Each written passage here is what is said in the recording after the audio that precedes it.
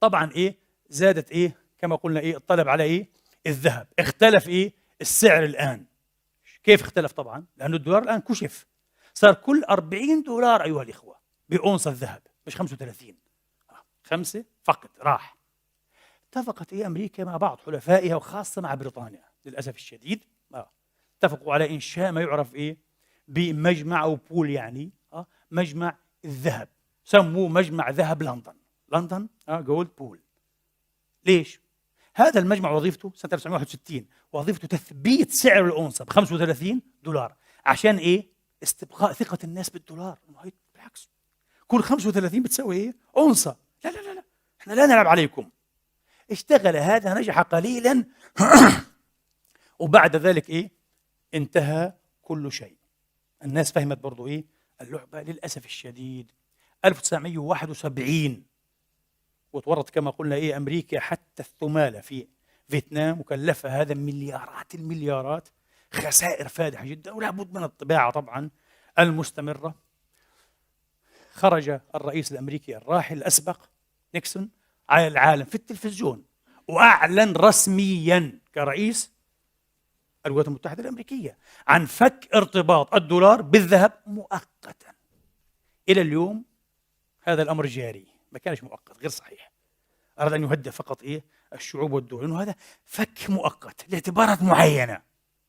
فرنسا راحت تطلب أيضا أعطونا ذهب بدل احتفظوا بالدولار. ما فيش ذهب، أمر الرئيس تهم في خلاص. يبقى عنده الدولار هذا فقد نصف قيمته، مثلا ربع القيمة. هو هذا بلطجة غريبة. حدوا طيب، ما دام كشفت العملية خلاص العالم كله بعد ذلك سيفك ارتباط عملاته بماذا؟ بالدولار. وتبقى أمريكا بعد ذلك تنكش شوكها بنفسها، تقلع شوكها بيديها حتى تنهار للأسف في عقول جهنمية رهيبة. تسمعوا جماعة يعني بيلدبيرغ أو بيلدربيرغ، هذولا اللي اجتمعوا في السويد، هذولا كبار الساسة والاقتصاديين في الغرب وخاصة من أمريكا.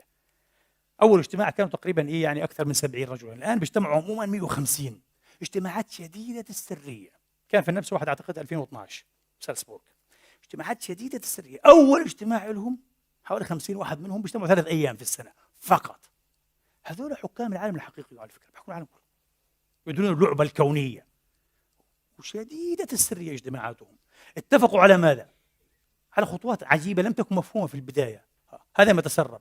اتفقوا على وجوب رفع سعر النفط، على وجوب رفع سعر النفط.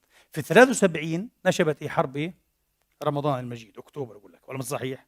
بين مصر وإسرائيل، طبعا مصر وسوريا وإسرائيل. جميل جدا. قاطع العرب الغرب بإمدادات النفط، ما فيش إمدادات نفط. أزمة كبيرة وشعوبنا مصيبة. السولوشن أو الحل موجود، الجماعة حطاه.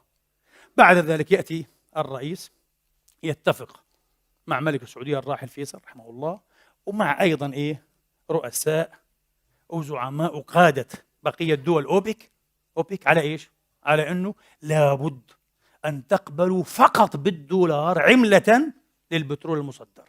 لا يباع البترول إلا بالدولار. مقابل نحرس لكم هذا البترول، الذهب الأسود. عندنا قوات، نعمل قواعد، نعمل كذا، ولا واحد بيقدر يهددكم. إحنا بنحرس، وإحنا رفعنا السعر كمان، ولا مش صحيح؟ سعر البترول هي مرتفع، رفعوه 4 أضعاف ما كان سابقا. طبعا الأسعار بعد ذلك أصبحت أكثر بكثير، لكن هذا كان أضعاف ما كان سابقا. للأسف وافق هؤلاء أكبر حيلة ذكية وشريرة في التاريخ العالمي. ما الذي حصل الآن؟ كل الدول الأخرى بدها بترول، دولار، رغما عنها الآن تعيد ارتباط عملتها بماذا؟ بالدولار، اللي هو مجرد كرنسي، معظمه كرنسي. في 71 على فكرة كانت موجودات الذهب في أمريكا خمس، أيها الإخوة، خمس الدولار المعروض للتداول. الله أكبر، شيء مش معقول، خمس. فالآن أنت مضطر أن تشتري الدولار وتدفع ثمن الدولار. تعب أولادك، تعب الشعب، المواطنين، تدفعوا لأمريكا، بتعطيك ورق. هي هذه قصة البترو دولار. يقول لك البترو دولار، هذه القصة اللعينة. اللي بنعاني منها لليوم. وبعد هيك حتقول لي في ناس تمردوا. يعني صدام في الألفين انتوا عارفين، طب بعد الحصار الرهيب هذا من 91 قال لك خلاص انا حبيع النفط تبعي باليورو. ظهرت عملة اليورو. أحبيع باليورو، أهلا وسهلا. 2003 تسقط العراق. هذا السبب الحقيقي. أسلحة الدمار كله كلام فارغ، كله لعب، هذا ضحك على الناس. هذا السبب الحقيقي، لا غير مسموح. لأنه اليوم صدام، بكرة إيران، بعد السعودية، بتنتهي أمريكا برضو. لا ممنوع إلا بالدولار. لعبة البترو دولار. إيران قصته هذه. إيران تريد، كانت يعني وحصلت على موافقة مبدئية من بعض الأطراف أن تبيع نفطها بماذا؟ بغير الدولار. قصة كبيرة، وهذا النزاع الحقيقي. وموضوع النووي والسلمي هذا كله شيء ظاهري. هذا النزاع الحقيقي هو هذا، الدولار، قوة الدولار، استبقاء هيمنة واستعباد الدولار للعالم وحكومات وشعوب وأتعاب البشر. شيء مقلق ومحير وعجيب. طب القذافي كمان، حتى القذافي هذا المجنون اللي كان عنده بعض العقل في بعض المسائل بلا شك، وربما لم نكن نعرف هذا.